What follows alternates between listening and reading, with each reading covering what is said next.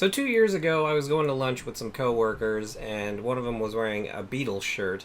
And out of the blue, this guy walked up to us as we were standing at the light on the corner, and he just pointed at him and he said, "Did you know that 60 years ago today, Paul met John?"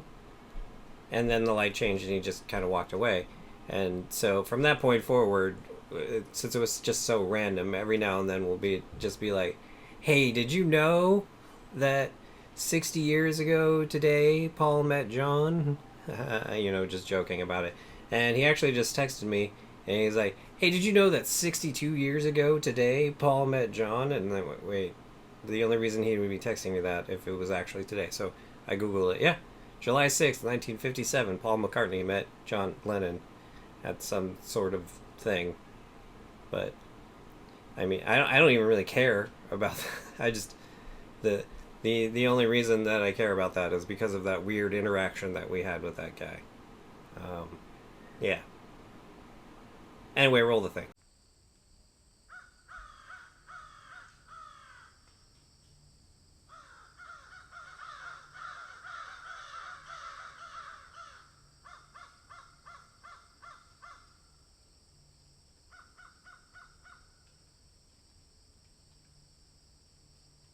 Hey guys, Sean here. So, I have been living in Southern California for 13 years now, and this past few days have brought up something that is indicative to Southern California, but doesn't actually come up that often. Actually, I saw a tweet earlier today that was kind of about it, and it really made me laugh. And to paraphrase, it was essentially along the lines of, if you don't think LA doesn't have four seasons, you're absolutely wrong. The four seasons are fire, pilot, award, and earthquake. But yeah, let's talk about that last one, because the last few days have been a little rumbly.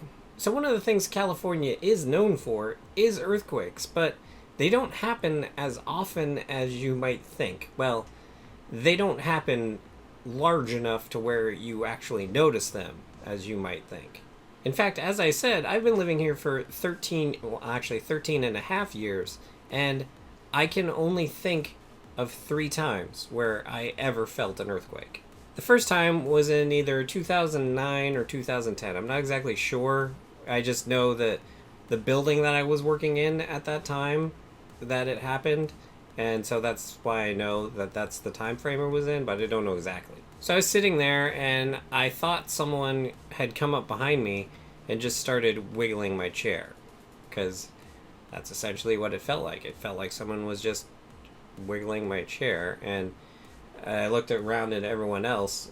Well, first I looked behind me to see who was wiggling my chair, and there was no one there. And then I looked around at everyone else, and all the California natives were like, "Oh yeah, this is happening." Now that was in Santa Monica. The further north in Southern California that they go, the more seismic activity you're going to feel. Just because you're getting closer to the epicenters of where these quakes are occurring.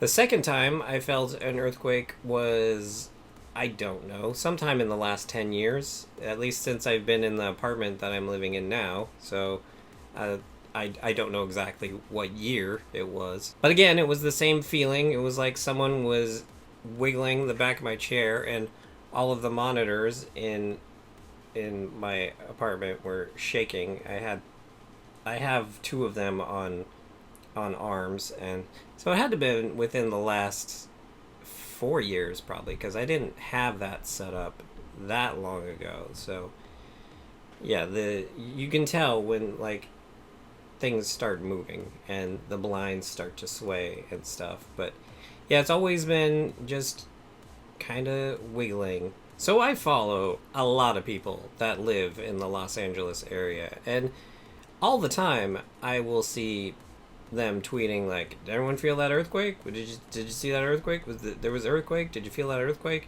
And I never do, because I'm all the way down in Long Beach. And in fact, this 2 days ago on the 4th of July, suddenly everyone was put, "There's an earthquake? Did you feel the earthquake? Earthquake?"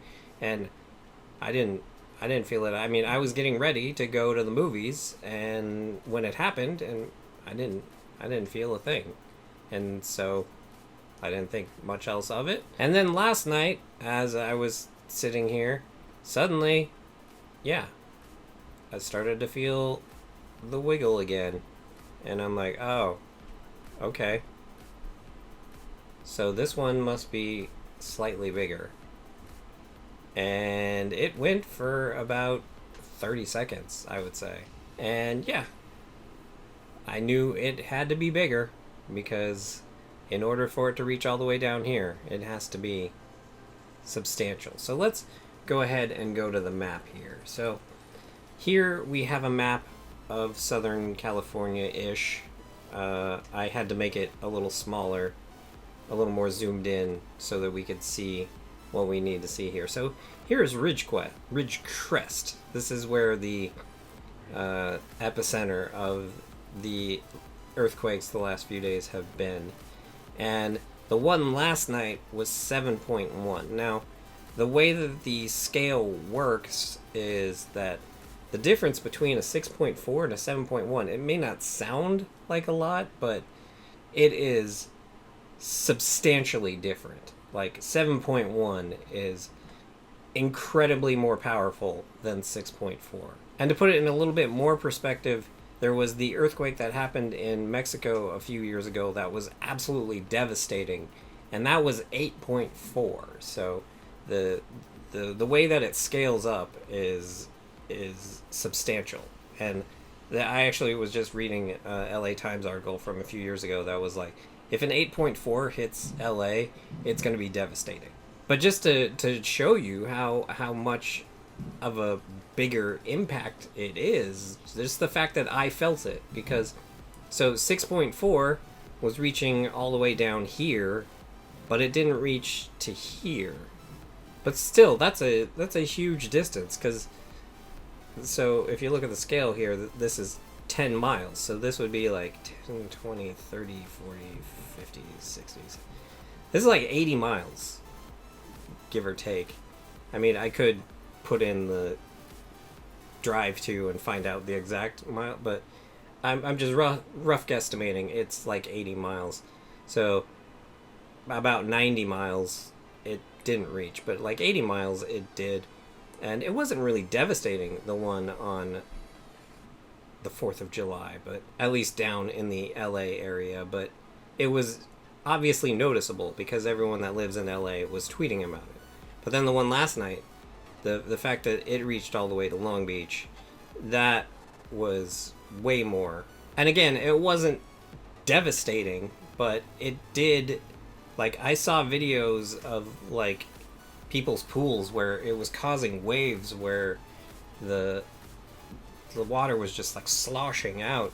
And there was this one video of a restaurant where the light fixtures were just banging into the walls because they were swinging so much. And then there was this girl who was walking through her dad's liquor store, and just all the shelves were just like decimated. There was just liquor all over the floor. But that's the thing you don't really understand until you experience it yourself. It's that earthquakes, a majority of them are just wavy. They're just like the ground just moving a little bit. It's not like you see in movies and stuff where everything is rumbling and shaky, and yeah, that's what happens, but it has to reach that. Like when it gets all rumbly and shaky, that's like 8.4. That's the high end earthquakes, and that's one that California hasn't experienced since the 90s, since the what was it, the Northridge one where the Bay Bridge collapsed, and it happened during the World Series and all of that. So yeah, I don't know if I'll experience one of those. I mean, it would seem like we're probably due for that to happen one of these days, but I know that I'm prepared for it. I have the emergency kit already, just in case, so there's not much else you can do except be prepared for it. Also, I've been seeing a lot of places that the whole get under a door jam thing is a myth. What you should really do is get under a desk or a table or something, so that if debris does start to fall, it'll land on top of the desk or the table, and that makes a lot more sense to me. But I mean, honestly, if debris starts falling, there's an apartment above me. That it's not gonna be debris. It's gonna be like furniture and people, And if debris starts falling, I'm on the second floor. I will be debris as well if that is the case. So hopefully that doesn't happen. But again, as I said, I live in Long Beach, so I'm further away from where the things actually happen. So if a quake happens that is that devastating to Long Beach, then, well, you can say goodbye to LA, because I don't think LA is going to survive a quake that is so bad that it collapses a building in Long Beach. But you know, you just gotta pick the natural disaster that you want to deal with. That's what it's like to live in this world. Do you want earthquakes? Do you want tornadoes? Do you want blizzards? Do you want hurricanes? Take your pick. You're gonna get one of them. Some places multiple. Some places all of them. But anyway, let me know in the comments down below. Have you experienced an earthquake? What's the biggest earthquake you've experienced? Are you afraid of earthquakes? Are you afraid of the big one coming and taking us all out? Are you afraid of California breaking off and sliding into the ocean, which makes absolutely no sense because that's not how land works? I know a few of you that watch these videos are lifelong Californians, so go ahead, let me know in the comments down below any thoughts you have on earthquakes. And while you're down there, if you like this video, go ahead and hit the like button. And if you'd like to see more of the crazy crap that goes on around here, go ahead and hit the subscribe button. And if you'd like to help support the crazy crap that goes on around here, go ahead and hit up my Patreon. Link is in the description. And with that, have a good however long it is until you watch my next video.